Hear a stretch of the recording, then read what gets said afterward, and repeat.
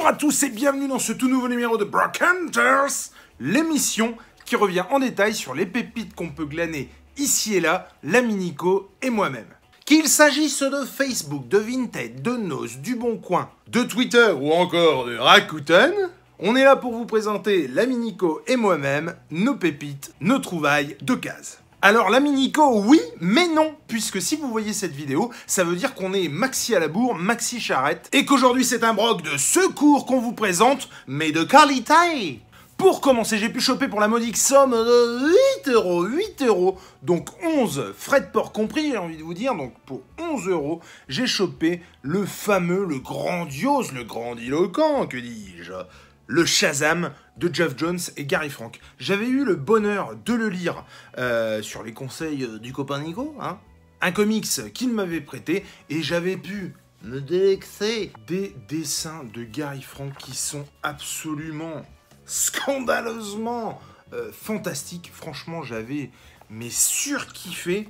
Alors, le scénario de Geoff Johns, j'ai envie de dire, clairement, c'est ce que vous avez pu voir, alors à peu près, dans le film Shazam qui est sorti avec Zachary Levi, si je dis pas de conneries, mais pas que. J'ai trouvé ce comics fantastique, notamment parce qu'il revient, chose qui va sûrement être dans le film de Black Adam avec Dwayne Johnson, mais alors je sais pas du coup si je peux vous choper un truc, mais forcément que non.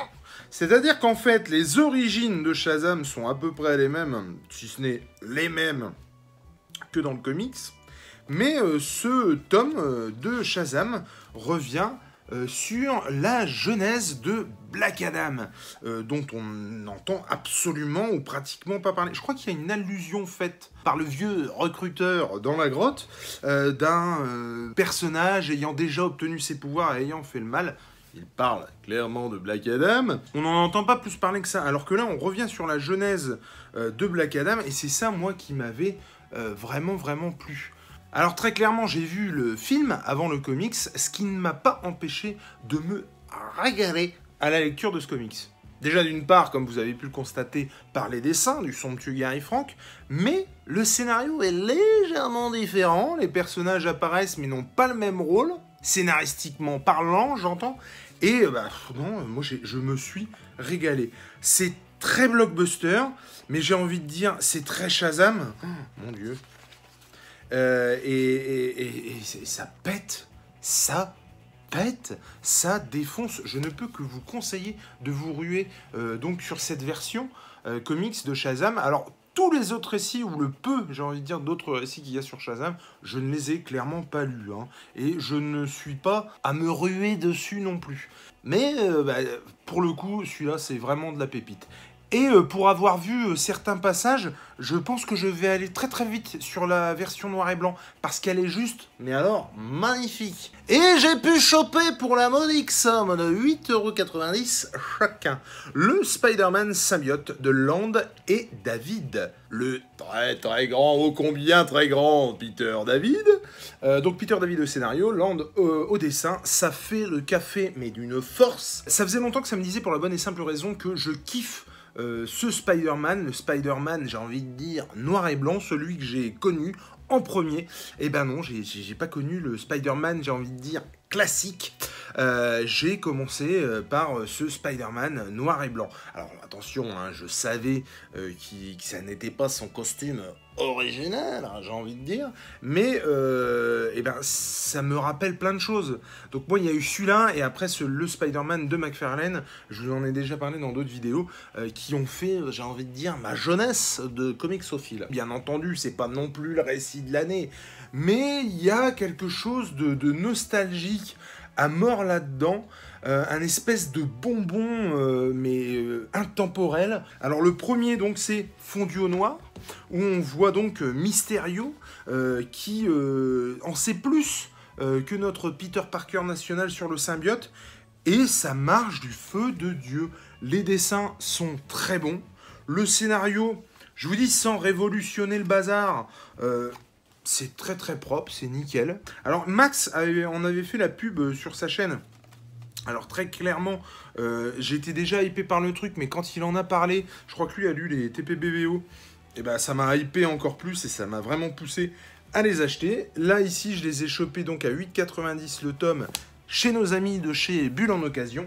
Dans le deuxième tome, on a affaire au Spidey qui arrive dans une réalité alternative avec un Doctor Strange pas comme les autres, avec un Super Bouffon pas comme les autres, avec un... ou plutôt une Black Cat ou plutôt une Red Cat. Bref, une réalité alternative comme on les aime, un what if comme on les aime, et Dieu sait qu'on les aime en ce moment. Là, le troisième tome, en l'occurrence, ça concerne King in Black, si je dis pas de conneries, puisque je crois que ça s'appelle Symbiote Spider-Man King in Black, et je vais clairement aller dessus. Pour ne rien vous cacher, je viens de cliquer, là, sur l'ordinateur, et j'ai pu le choper à 13,50 au lieu de 17. Donc c'est que du bon, je kiffe.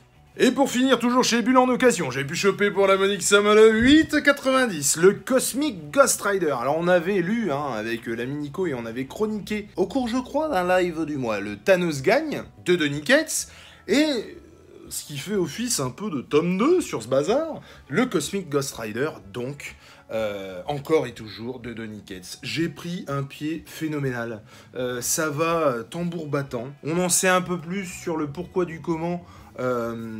Frank Castle devient le Cosmic Ghost Rider et tout va être l'enjeu de d'aller sauver Thanos avant qu'il fasse des conneries, c'est-à-dire s'en occuper, l'éduquer, se poser la question de savoir comment ça va se passer, si Frank Castle fera mieux que la vie qu'il a eue, le père Thanos. Et j'ai trouvé ça hyper intéressant. On se pose souvent la question sur notre propre histoire de ce qui se serait passé si on avait tué tel ou tel dictateur. Et franchement, on en est là. Mais on en est là, fun et bigarré, fort et bien formé, ça défonce. Franchement, c'est... Encore une fois, c'est un titre complètement assumé, totalement décomplexé. C'est du fun, de la claque dans la gueule, du bien bourrin, de l'explosif, et ça fait plaisir. Que Dieu bénisse Donny Cates et son Ghost Rider, je ne peux que vous le conseiller.